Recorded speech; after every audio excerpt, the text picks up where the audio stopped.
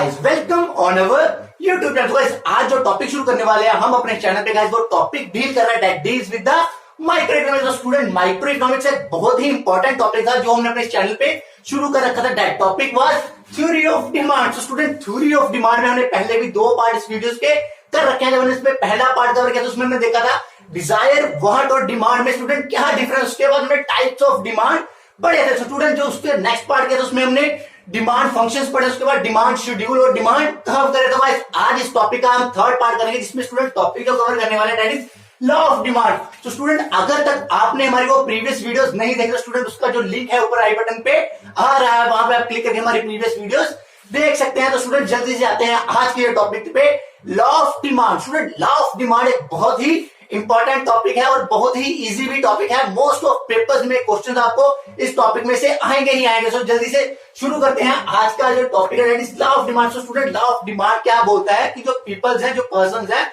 कोई वो क्या करेंगे, ज्यादा क्वांटिटी बाय करेंगे जब प्राइसेस क्या होंगे, कम होंगे, और जब प्राइसेस बढ़ जाएंगे तो वो जो डिमांड करेंगे वो कम गुड्स की करेंगे, कम क्वांटिटी करेंगे। मतलब जब किसी भी चीज का प्राइस बढ़ जाएगा तो वो जो किसी भी गुड्स के लिए डिमांड करेंगे वो कम यूनिट्स खरीदेंगे, कम गुड्स वो खरीदेंगे। सिमिलरली जब प्राइस कम हो जाएगा तो वो जो डिमांड करेंगे ज्यादा करेंगे। तो ये क्या एक्सप्लेन करता है, लॉ ऑफ डिमांड एक्सप्लेन करता है। तो गाइस यहाँ पे हमने एक डेफिनेशन ले रखी है। That definition is given by Marshall ही ने ये जो लॉ ऑफ डिमांड है एक्सप्लेन किया है। वो क्या बोलते हैं, the amount demanded increase with a falling price. कि जब किसी भी गुड्स का, किसी भी कमोडिटी का जो प्राइस है वो फॉल करेगा, कम होगा, तो उसकी जो अमाउंट है डिमांड की क्या होगी, इंक्रीज होगी। और similarly and diminishes with rise in price. की जब जो प्राइस है वो बढ़ जाएगा तो उसकी जो डिमांड है वो कम हो जाएगी, डिमिनिट हो जाएगी।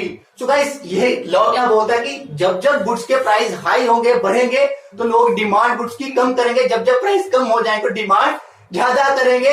Other things remain same. Other things मतलब हमने यहाँ पे जो कंपेयर करना है, हमने सिर्फ स्टूडेंट्स डिमांड और प्राइस को ही कंपेयर करना। जो अदर फैक्टर्स है जो डिमांड पे इफेक्ट करते हैं, लाइक जो टेस्ट है, किसी का प्रेफरेंसेस है, या इनकम ऑफ पर्सन है, या फ्यूचर की जो एक्सपेक्टेशंस है, उनको क्या करना है, सेम रखना है, कांस्टेंट रखना है। हमने सिर्फ यहाँ पे प्राइस को और डिमांड को कंपेयर करना है।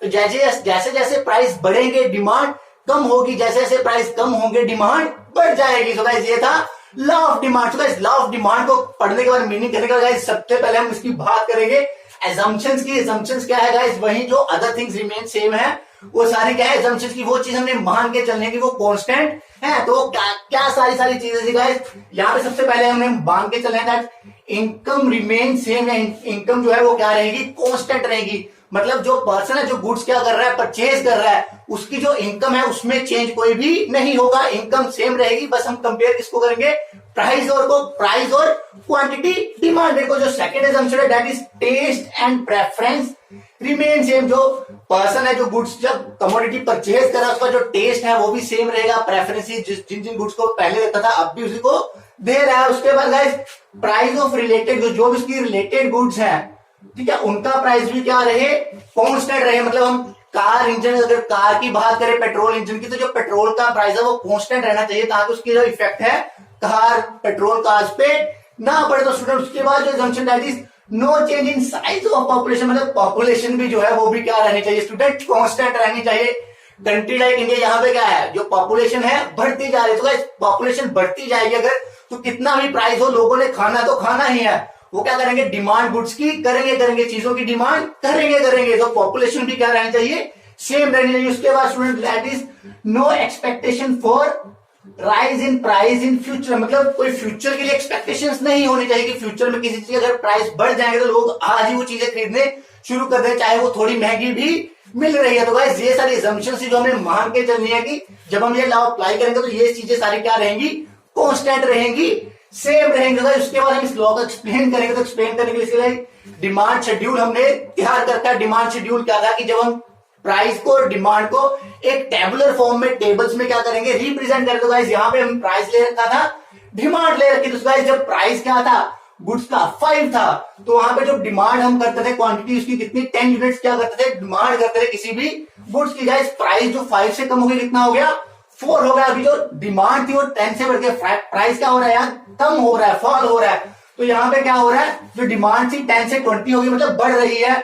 डिमांड 20 होगी। गाइस जब प्राइस था वो 4 से और कम होकर 3 पे आ गया, डिमांड क्या गई 20 से बढ़ के दोबारा और बढ़ गई 30 पे चली गई, प्राइस 3 से 2 पे आ गया, डिमांड 30 से 40, प्राइस 2 से 1, डिमांड 40 से भी बढ़ के स्टूडेंट 50 पे आ गई। मतलब जैसे जैसे प्राइस क्या हो रहा है डिक्रीज हो रहा है, डिमांड ऑफ कमोडिटी क्या हो रही है इंक्रीज हो रही है। अगर हम टेबल में एक्सप्लेन करेंगे जो प्राइस था वो बढ़ता जाता तो उसी अकॉर्डिंग हम डिमांड को क्या करते रहना था, कम करते रहना था। गाइस ये था हमारा डिमांड शेड्यूल, एक्सप्लेनेशन करने के लिए इसको बनाना जरूरी होगा। उसके बाद हम इस डिमांड शेड्यूल से जो डिमांड कर्व है स्टूडेंट वो तैयार करेंगे। डिमांड कर्व क्या है, it is a graphical representation of demand schedule. जो डिमांड शेड्यूल है इसको हम ग्राफिकली जब रिप्रेजेंट करेंगे that is known as demand curve. So guys यहाँ पे जो एक्स एक्सिस थी यहाँ पे हमने स्टूडेंट अपनी डिमांड ले रखी थी और वाई एक्सिस पे गाइस हमने क्या ले रखे थे, प्राइसेस ले रखे थे। गाइस जब प्राइस क्या था 5 था, प्राइस क्या था स्टूडेंट 5 था, तो जो डिमांड थी वो कितने यूनिट की थी 10 यूनिट्स की थी।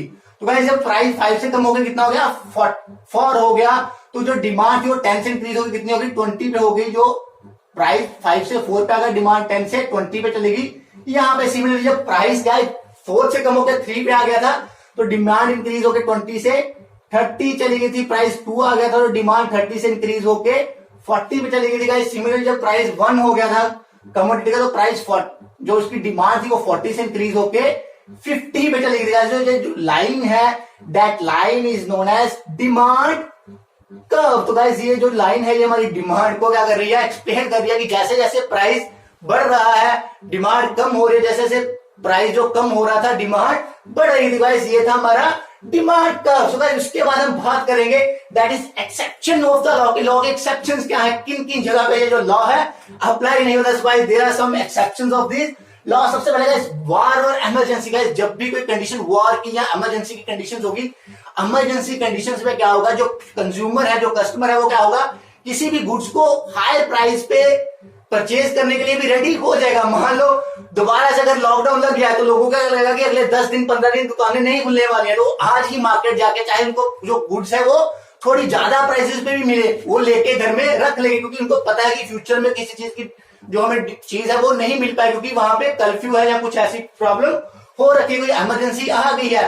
तो वैसी कंडीशन में वो क्या करेंगे हायर प्राइस पे भी डिमांड हायर कर सकते हैं। तो गाइस उसके बाद जब आर्टिकल ऑफ डिस्टिंक्शन मतलब ऐसे आर्टिकल जिनका गाइस कोई वैल्यू, जैसे हम कोई कॉस्टली स्टोन्स ले ले, डायमंड्स ले ले, गोल्ड ले ले, ऐसे जो आर्टिकल्स है जिनकी वैल्यू बहुत ज्यादा है, तो गाइस जैसे जैसे इनकी वैल्यू बढ़ेगी इनकी डिमांड भी बढ़ेगी, क्योंकि लोग जो है जिनके पास पैसे बहुत ज्यादा है वो लग्जरी चीजें, ऐसी चीजें स्टोन्स या गोल्ड या डायमंड्स अपने पास रखना पसंद करें। तो गाइस उसके बाद जो नेक्स्ट थिंग है दैट इज इग्नोरेंस। तो गाइस काफी टाइम हम क्या करते हैं चीजों को इग्नोर भी करते हैं, प्राइस पे ध्यान नहीं देते, जो अपनी डिमांड है वो प्राइस बढ़ भी जाए तब भी हम डिमांड सेम रहने देते हैं, क्योंकि इग्नोरेंस भी यहाँ पे है। तो गाइस जो सबसे जो last but not the least सबसे मेन पॉइंट है that is necessities of life. तो गाइस जो भी ऐसी गुड्स हैं लाइक जैसे वीट है ना, आटा है, चावल है, दाल है, चीनी है, तो गाइस ऐसी जो नेसेसिटीज है लाइफ की, तो गाइस ये जितनी मर्जी महंगी हो जाए, जो ह्यूमन है जो इंसान है वो अपने सर्वाइवल के लिए ये चीजें परचेज करेगा ही करेगा, चाहे इनकी जो प्राइस है वो बढ़ती भी रहेगा। गाइस ऐसी जो चीजें इन पे जो लॉ ऑफ डिमांड है ये अप्लाई नहीं होगा। तो गाइस आई होप आपको ये जो लॉ है अच्छे से क्लियर हो गया होगा। गाइस आज की वीडियो के लिए हम इतना ही करेंगे, आगे की वीडियोस के लिए हमारे साथ बने रहिए गाइस। जल्दी से हमारे चैनल को सब्सक्राइब कर लीजिए गाइस। हमारे चैनल पे आपको आपके सारे सब्जेक्ट से रिलेटेड वीडियोस मिलने वाले। स्टूडेंट हमारा एक बेसिक अकाउंटिंग +1 क्लास की अकाउंटिंग की भी सीरीज चल रही है, उसका जो लिंक है ऊपर आई बटन पे आ रहा है, वहां पे आप क्लिक करके वो वीडियो देख सकते हैं। सो गाइस आने वाले टाइम पे आपको बिजनेस स्टडीज की भी यहाँ पे वीडियोस मिलने वाली है। सो गाइस जल्दी से इस चैनल को सब्सक्राइब कर लीजिए guys. Keep stay at home, stay happy and stay healthy.